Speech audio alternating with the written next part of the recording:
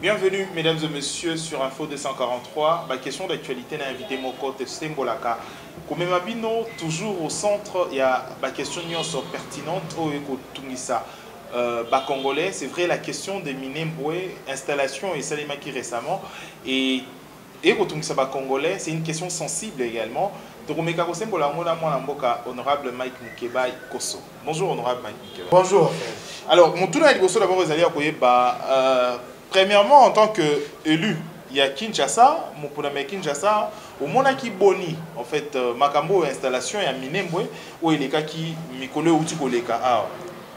Bato Bakolobela, Ikambo ya installation ya bourgmestre. Ya Munyamulenge na Minembwe. Ngai na kolobela Ikambo ya Minembwe, na kolobela Ikambo installation. Installation, c'est un épiphénomène. Makambo Minembwe banda kalitungisi Congo mingi. Attaquons-nous au vrai problème.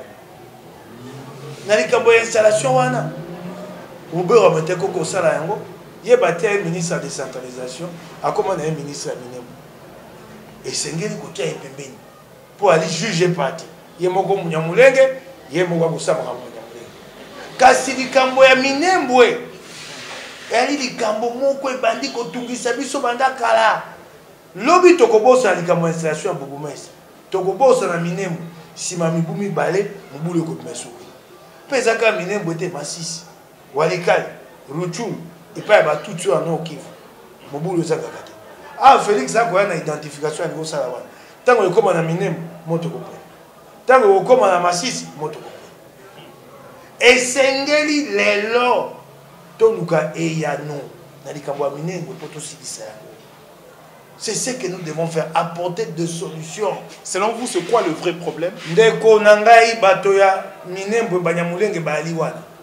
Bato mosu babi bali ba kongomani te nga babi bali ba kongomani tango boko ba école moko banyamulenge elaka na Congo te oko ba na école moko na tango akala les banyamulenge qui sont sur le haut plateau là aujourd'hui sont à 80% à 70% des gens qui sont nés au Congo yoko tango école na kala elaka te sika bango ba botami na Congo ba vanda kawana bali 100 000 soko 150 000 na ebité.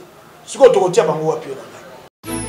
suis Raphaël Walukonka. Mesdames et messieurs, prière de vous abonner sur Info 243 afin de suivre le reste d'actualité en direct de la République démocratique du Congo. Pona koyeba masango ya Congo, pe koyeba makambo nyonso ekoleka na Congo, batata ba mama bo s'abonner na Info 243 na mwana na bino Raphaël Walukonka. Merci. Qu'est-ce que nous faisons d'eux? Nanya makasi ya notia bango na mituka baso bifo ba bengana bango ba chef oko bengana bango ba kozongisa ka bango oko bengana bango na ko bengana bango l'état a bengana bango ko bengana bango ndeni ba kenda wapi yebisanga siko tuka o bengana bango ba kenda o mema bango wapi Burundi ko fungola onda ko na ete Rwanda ko fungola onda ko na ete considère que ce sont des Congolais. Mais ils sont venus net ba réfugiés. Balobi na yobo ebobengi sa bato ba réfugiés. Est-ce que ba komi na mboka na bino, ba botani na mboka na bino. Donc les choses ont évolué. Ceux-là qui sont là, ils sont nés au Congo pour la plupart. Ça fait 60 ans. Makama Minembwe bisaka. Boy bosani te bitumba o e bundisaka mboka te musayo ko bokonti. La guerre de l'Afrique. Et bandaka la révolte de Banyamulenge. C'est ça, non? Batali Bosso, Minduki na 1997. Ce sont les Banyamulenge, donc il y a un problème. Mokani, au monde, 60 ans, il y a un problème, on n'arrive pas à les résoudre. C'est irresponsable. C'est pas normal. Quelle est la solution? Qu'est-ce qu'on fait?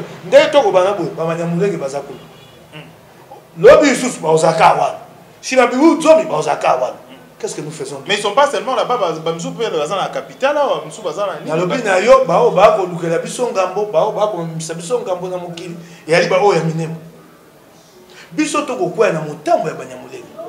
les Banyamulenge jouent à ce que moi j'appelle la victimisation. Minorité. Non seulement minorité, mais minorité menacée. Tant que vous faites ça à Londres, et si vous avez Abi, les Banyamulenge sont congolais. Non, ils ne sont pas congolais. Banyamulenge, bah, c'est payé. Bah, j'ai une vidéo en étant mobimba. Pour la colonisation, Bango, dans le Congo, il y a Bangote, Bango, Libanda. Bisika nyonso mwana mikili Afrika bakadi bamboka conflit religieux ou conflit ethnique. Makamote boyambi to bikolo. Soki conflit wane umeni ke umeni mokili lobi sika la cohabitation devient impossible. To lingate ko moko musuba bakela cohabitation devient impossible. Et là ko banyamulenge ba ko luka yangwa. Pour toi on n'a pas esqué au terme. Dans mesure où la cohabitation comme impossible bakati. Bakati ndeko zaka to 60 ans yango. Ce que c'est sous 60 ans, ngala kozala na bon moité. Ba ko ya kokata, ba na biso ba kozanga mabe na biso. Nous tombons dans le piège de Banyamulenge. De se présenter comme une minorité, non seulement une minorité menacée. Mais que devons-nous maintenant faire?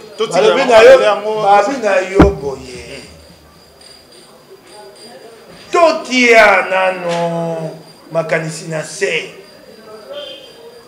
Nzela ya kozwa bana moningolenge kocha bango na mutu ba konotika bango na mboka moko réalité. Ça ne passera pas. Ba munyangwe baba nani ba yi ba Congomani.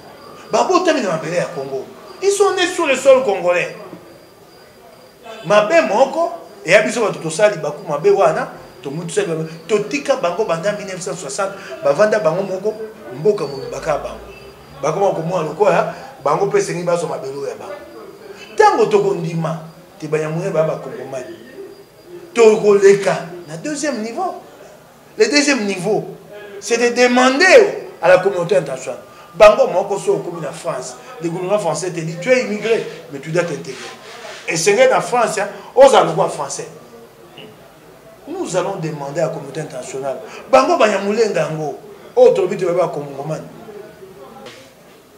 intégration wana eko ko zomi bu zomi to mi bu zomi na mitana pona ko kena na intégration bo kamati loko akuna na minene botongi université à monene tango botonga université à monene bana Congo central bakendo tanga kuna bana ya Kisangani bakendo tanga kuna bako sangana na Banyamulenge bao babotina ba oyo bao babotina ba oyo sima mibu zomi Banyamulenge bakosia loko Mungu na kati ya mai na kati ya Congo bapanzali Congo mobimba liboko bali wana epai babombani balo bakate biso Banyamulenge awa nde babeli na biso ekosila toko senga te na likambo ya Banyamulenge bato baya na ba solution que les gens proposent des solutions bato bako ganga ganga ah boye ah teye moke bayi basombi non monsieur arrêtez ça trouvons une solution pour Banyamulenge bavandi wana que ba likambo ya minorité oyo communauté internationale ko batela erika Banyamulenge te likambo ko ali kuta mosika na Birmanie ba pe na minorité na bango Baroinga. Et puis moto kuna oki te premier ministre ya Birmanie babengisa ki ko samba na justice internationale na nani afunda ki mboka ya Afrika Gambie pote balandi ba Rohingya babomi bango bakufi mokili yo na ngai tsoko toli fufu na biso na pondu tolali bao bakambaka mokili oyo bakonzi Amerika bango babanza atenza pesa bango musala ya kokamba mokili. Tango yo kolala bango bako nous devons protéger les minorités. Et utani wapi? Na 1945 bituba monene sa guerre mondiale. Babo mi ba yuda ba juif. Millions na millions ya benga ko génocide. Mokile tele me bi likambo esanyo ba ba yuda ebele boy et koleka kali susu te ko sama ka sute. Ba bi yango plus jamais ça. Te ko comme en 1994 to sutu ka boy. Awa na mboko ya pembe na biso Rwanda. Génocide monsieur ça. Le monde a la conscience chargée. Le monde pense qu'il n'a pas assez fait pour les minorités. Les loyaux, Banyamulenge, minorité à protéger. Donc ils sont protégés. À chaque fois, tant tout le monde aura aujourd'hui. Est-ce que cela et que c'est justifié à chaque fois Monisco, toute la communauté internationale, tant qu'il toujours pour les Congolais, ils vont dénoncer, Baba t'aura plus Banyamulenge que les Congolais. Pourquoi tout ça? Parce que ce sont des gens Congolais. Pas sûr Banyamulenge va couper sa biso. Et qu'aussi la kate na makanisi ya motindo. Il y a un problème. Le monde a sa perception, sa conception des minorités. minorité menacée. Bisous, toi, dans ma casse, pour imposer au monde notre vision, c'est pas évident. Mais il sort. Alors, participons à la vision du monde en protégeant nos intérêts. Mais maintenant, à chaque fois, Bango va travailler plus pour les intérêts. Il y a Banyamuleng, c'est que le certain également. L'intégration, c'est très facile parce qu'elle-même d'abord. Ça fait 60 ans. Tout le temps, Banyamuleng. Ce qui est là, au côté d'Anzela, on a la PCA. Pour ça, l'université, beaucoup de projets pour l'intégration de Banyamuleng. Dans 20 ans, Banyamuleng va se Ngoma Moko et Siga Moko, ils vont se disperser.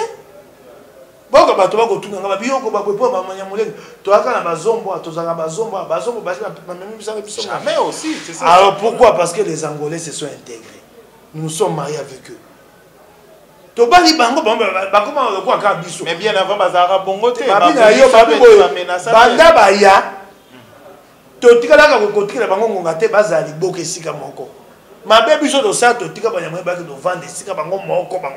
comme un réfugié.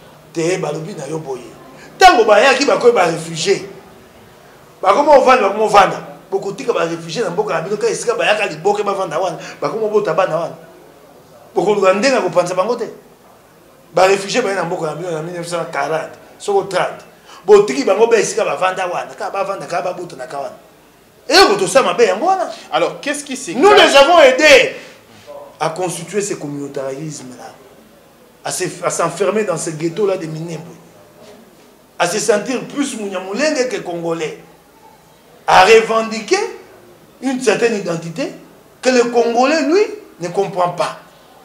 Bayaka ba réfugié à Kasso, il y a vendu Mibou et les Kébé, parce que c'est qu'il y a un boucan. Dans ce cas-là, Mibou et les Kébé, quand vous les laissez là, nous avons fait une erreur, c'est une erreur historique, il est temps de la corriger. Et c'est une qualité d'autre qui est vendre l'hypoque. Alors, Lélo, solution au PCI en tant que proposition, au PCI en tant qu'élu à Kinshasa également, en tant que leader personnellement. Oui, oui, ça, il n'y a rien à voir avec mes électeurs. Voilà. Ça, ce sont les idées d'un citoyen en tant que congolais. leader. Voilà. Hein, j'ai réfléchi sur un problème. J'ai vécu à l'Est. Navana à Rwanda, de 2003 à 2005. Dikambo, on a yebi yango. Nalandele ya kayango mikonyos. Nalobi lelo, na yeko pesa makanisi na ngai. Ba wiki ba sombi opo vana kuna oyebana bako. Tabi na yo boko sombanga bako sombanga pona tina nini. O molo ba ozandunda. Na ndunda te.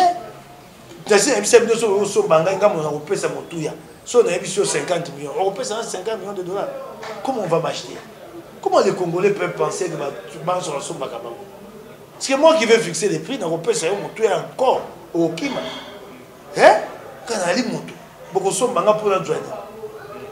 Pour la tombani. Aujourd'hui, je ne suis pas ministre. Ceux qui sont ministres, ils ont fait quoi pour devenir ministre? Pourquoi je ne deviendrai pas ministre demain aussi? Avec mon parti, Ensemble pour la République. Tout de suite, on continue comme ministre. Nanzela ya solo. Dans 3 ans, je ne peux pas devenir ministre dans ce pays. Même plus. Hein? Ceux qui sont arrivés là. Basagini. Vous voyez que Soudan, il n'y a pas. Basagini. Quel est leur mérite? Alors aujourd'hui, moi, Namboka, et puis, Balongola Bisso, devenir ministre, ce n'est pas la fin des fins. Batobabanzala. Comment Thomas non moto oyo nga na lu oyo na kana na likunya na na posa comme le quoi yebi Denis Mukwege. Voilà un grand prix Nobel de la paix, il est respecté dans le monde entier. Sauf à l'igi donné à Trump à yamba yako yamba au moins il était ba moso de kia makwa yamba kai senga ministre ya biso aso makwa yamba voilà. Et là comme tout ya monene yanga na kotaka mina ko komaka Mukwege ngai penza nzambe. Ministre, c'est rien, tu peux le devenir. Et puis, si ma soeur n'est pas allé au long, bon, on va passer un bon, on va passer un bon. On va passer ici, on t'a déjà dit que ceux qui ont été achetés là. Tant que Balongwa, tout n'est pas.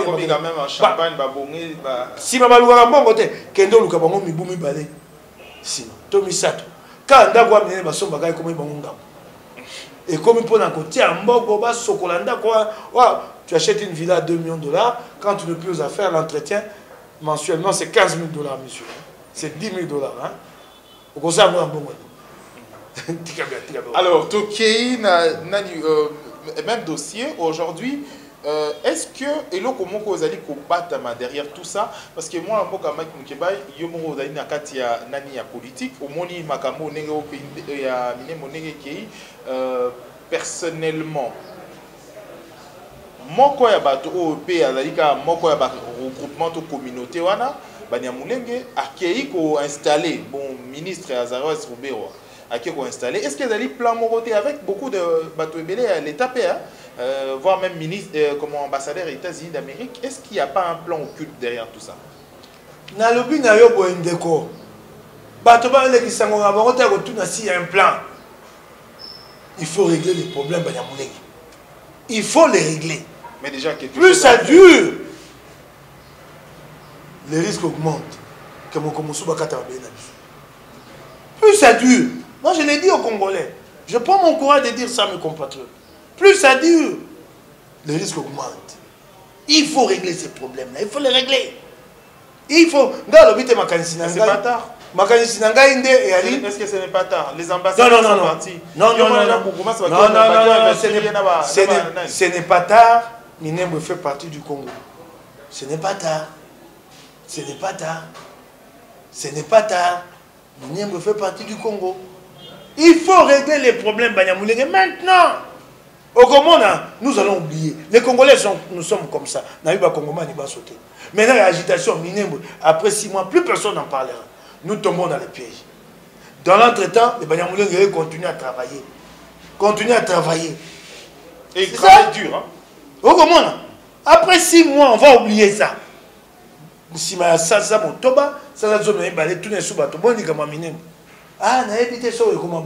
il faut porter, il faut prendre ces problèmes-là en charge maintenant. Il faut résoudre le problème Minembwe. Le président de la République a suspendu pour organiser le comité Moromik. Quels sont personnellement la commission? Ça ne passera pas. Ça n'a pas respecté ma procédure. Ça, c'était un épiphénomène. Il ne faut pas rester sur ça, sur l'affaire de communes. Minembwe élevé en commune. Il faut régler les problèmes de Banyamulenge. La commune là, c'est un épiphénomène. 1997, c'était la révolte de Banyamulenge. Donc il y a un problème. Et le problème n'est pas qu'à Minembwe. Masisi, Walikale, Rutshuru, tant que ça identification, alors aujourd'hui, il faut dire que leadership mususu makambo mususu pe comme okenda mboka na biso faut yeba que makambo oza qui peut-être lobby toyeba teneni okende mais aujourd'hui le Congolais ba komi na esprit mususu ya rolanda makambo mboka très ali likambo ya lokumu ba kongomani la kolanda makambo mboka ba ko telema na ko mona makambo musique et style na ko mona oh ba na posa mindu le pétali bango mindu le pe ali posa ya ba kongomani mais aujourd'hui politique est comme opprimé hein voilà. Nga na yebite o ba kolanda politique eli malamu so ba leki mingi nde malamu collecte po eseke kongomani ayeba makambo mboka na ye po yeba kote le manango po yeba tango mapono mikozwa mokano ndenge ni yali likambo lokumu mingi mingi ba réseaux sociaux. Je trouve que les Congolais sont davantage impliqués kasi esengeli to sala ngo sous makasi et comme apenza de démocratie participative te ba kongomani ba ya pa na kati ya kokumba makambo ya mboka. Alors, tout solo la makambo marche, il y a la Mouka, c'est pas la Mouka, tout Martin Fayoulou marche à lobby.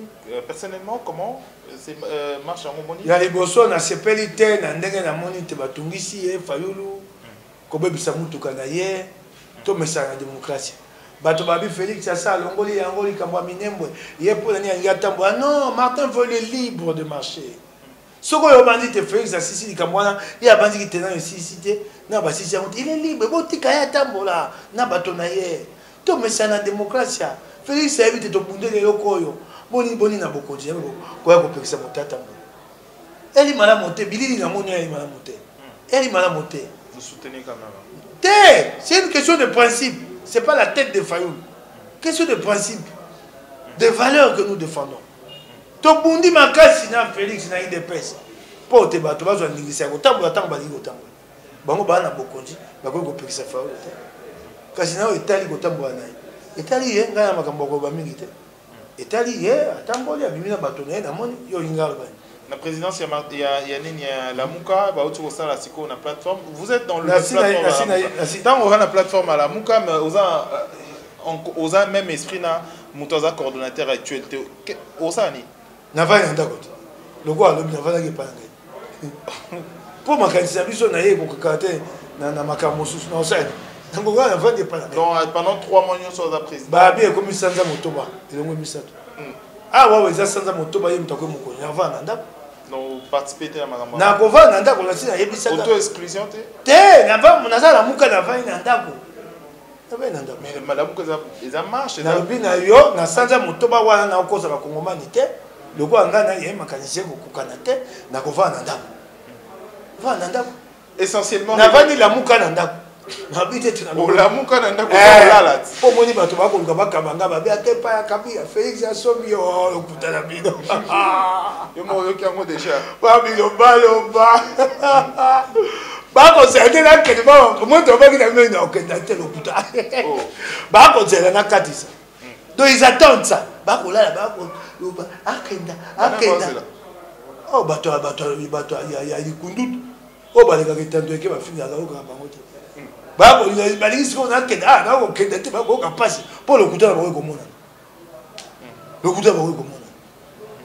Na sanza motoba ya Fayoul akumba la muka na ndenge ya kokati po la muka oya kokumba wana na ba o ba na simana ba ba pese ngo kombo la muka populaire ba longo la muka ya Genève yo yo kakate ba koma la muka populaire tika ni ba kumba la muka tango la muka o ya Genève ko benga bato na koya. Mais toujours pourquoi absence ya Moïse Katumbi alors que par contre nous na Kinshasa Moïse Katumbi Jean-Pierre Bemba Bazara comment on va déléguer allez na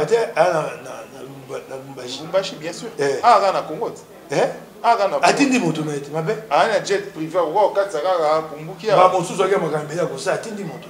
Mais pourquoi ils sont toujours absents là? Yo kotuna ngai Katumbi apesi ngai ndingisa te na ya koyana na makambo. La muka beaucoup d'hypocrisie. Na bina yo Katumbi apesi ngai ndingisa te na ya kolwa. Mais en général la muka pe hypocrisie. Na si na yebisaki yo pote la muka ebika.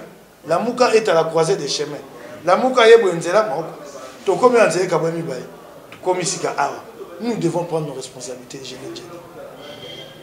La muka ko senga restructuration. Soko restructuration te la muka ko kufa liwa ezanga kombo. La muka ese kufa nango bato bavandika abo. La muka ese kufa.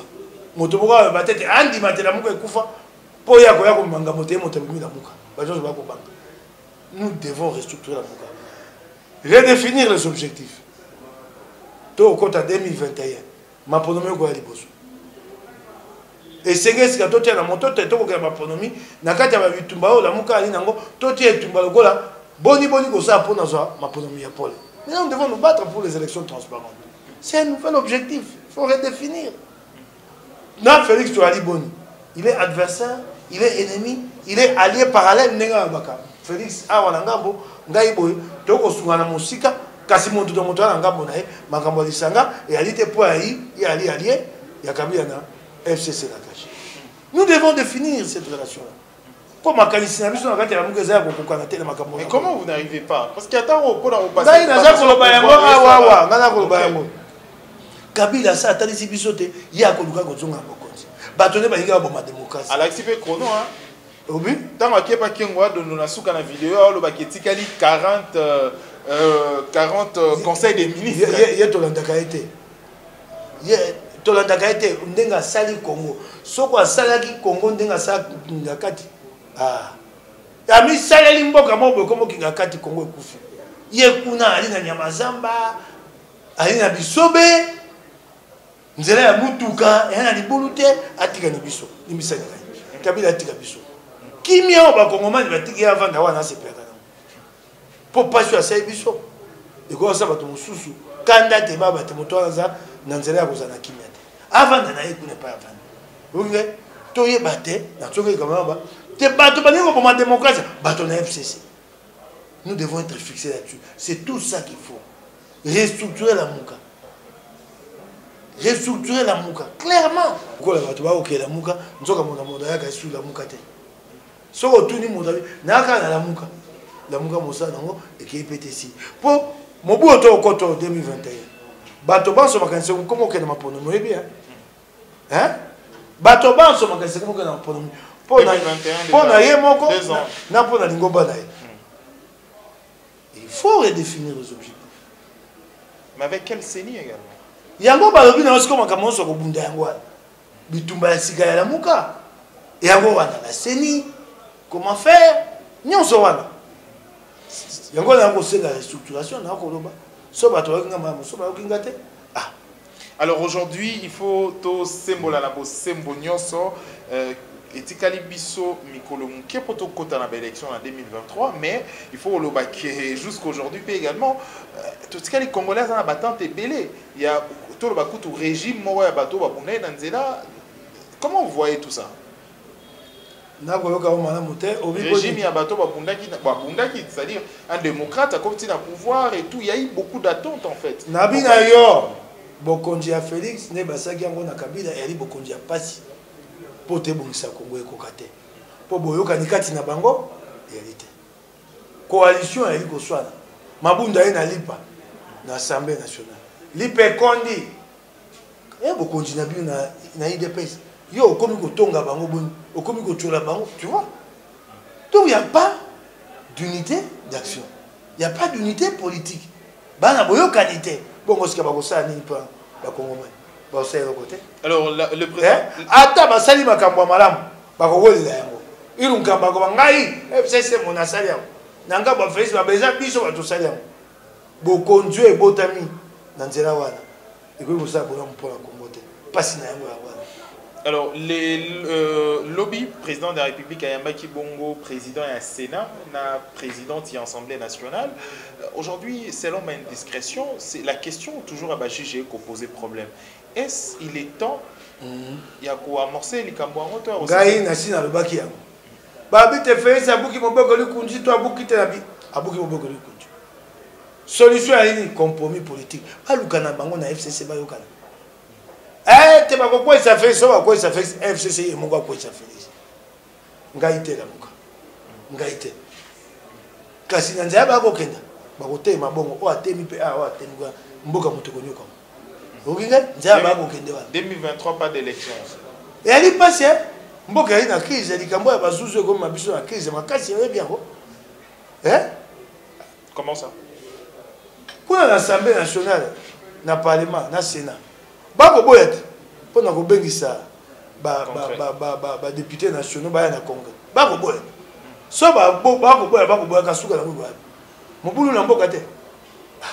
Alors, tout comme dans cette édition de Bisso, merci mon amboka honorable Mike Mikepai pour la disponibilité là-haut. Merci à Badunios pour la Bisso. Je profite de l'occasion pour transmettre ma condoléance à mon amboka honorable Francis Kalombo, mes condoléances nayo, au père de maman nayo, mes condoléances. Et merci à Kelly pour la prise de vue. Merci à Badunios pour la narration de l'Info 243. Tout prochainement pour l'édition d'ici là, portez-vous bien. Au revoir. Je suis Raphaël Walukonka. Mesdames et messieurs, prière de vous abonner sur Info 243 afin de suivre le reste d'actualité en direct de la République démocratique du Congo. Pona koyeba basango ya Congo, pe koyeba makambo nyonso ekoleka na Congo, batata ba mama bo s'abonner na Info 243 na mwana na bino Raphaël Walukonka. Merci.